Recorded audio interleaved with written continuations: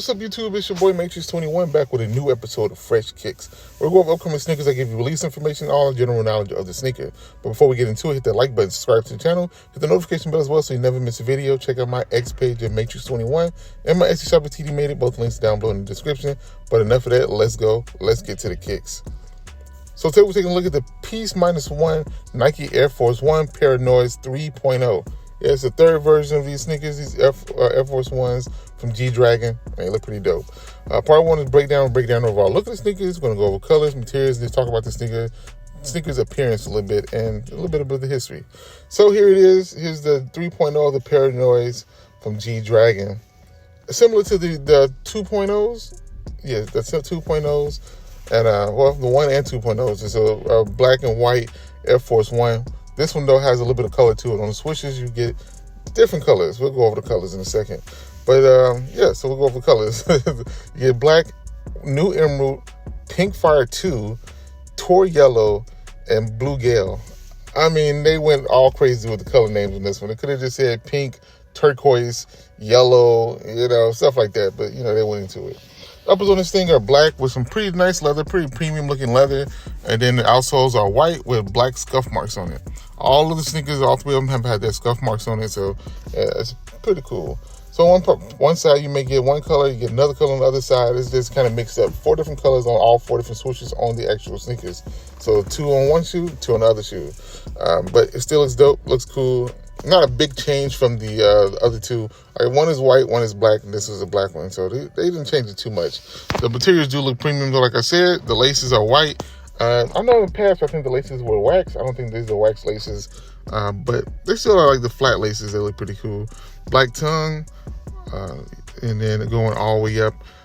Black toe box as well. And like I said, the material look pretty good.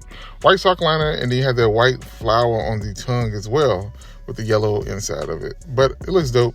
Insoles will look crazy, and we'll look at the insoles a little bit later, but it's not those.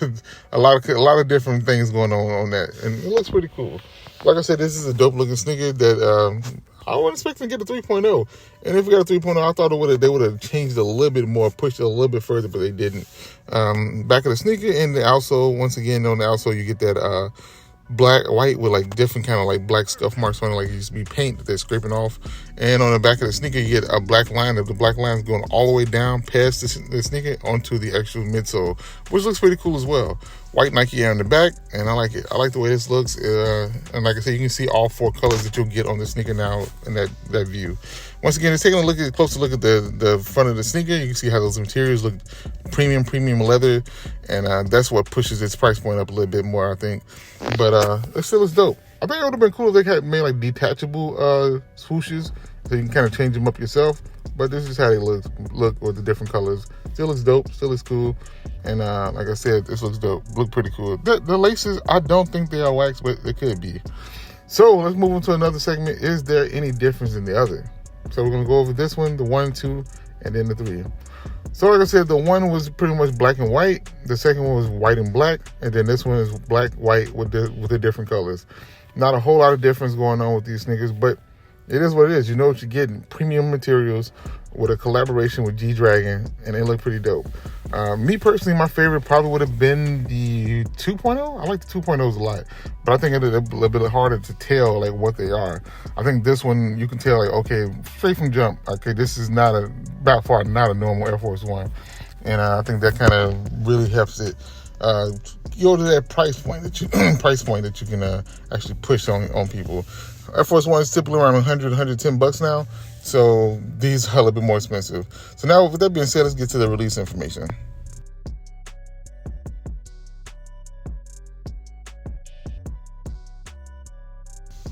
So when it comes to release date, September 14, 2024 is the date. You should find these at select Nike retailers and Nike.com. Won't be an easy sneaker not a sneaker that's going to sit, and not going to be super easy to find. Price point for these is $200. I know $200 for Air Force One isn't ideal, but that's the going rate for these. And it is what it is. And like I said, premium materials, got a collaboration with G-Dragon. They put a lot into these sneakers, even though they look mostly basic. the little small details and the change in materials is why they push that price point up. Like I said, also it's a collab, so they know people will pay more for a collab. So that's why the price points are always higher for collabs, for the most part. So now let's move on to value.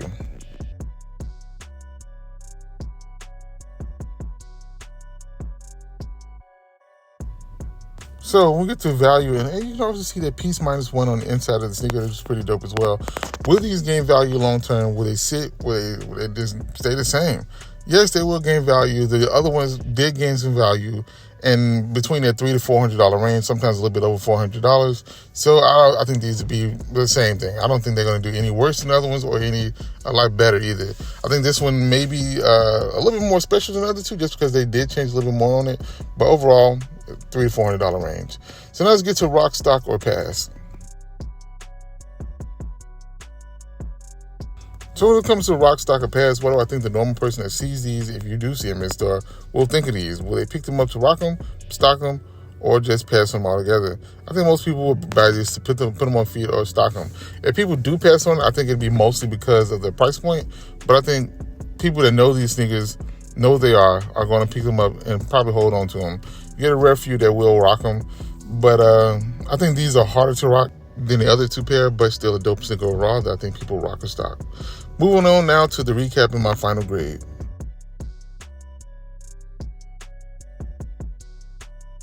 So once again, September 14th, 2024 is when these will drop. The price point for these will be $200. You should find these at select Nike retailers and Nike.com, and expect these to be somewhat limited. Don't expect these to be a sneaker that's going to be readily available.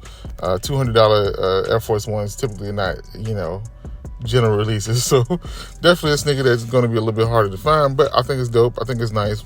It is what it is. That price point is a little steep for me, but I said that a lot just because $200 Air Force Ones don't come along a lot, but it is what it is. Still a dope sneaker. September 14th, which is next Saturday. So you got a week to try to pick these bad boys up.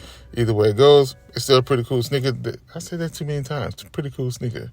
We know it's cool, but still a dope sneaker that I think will do pretty well.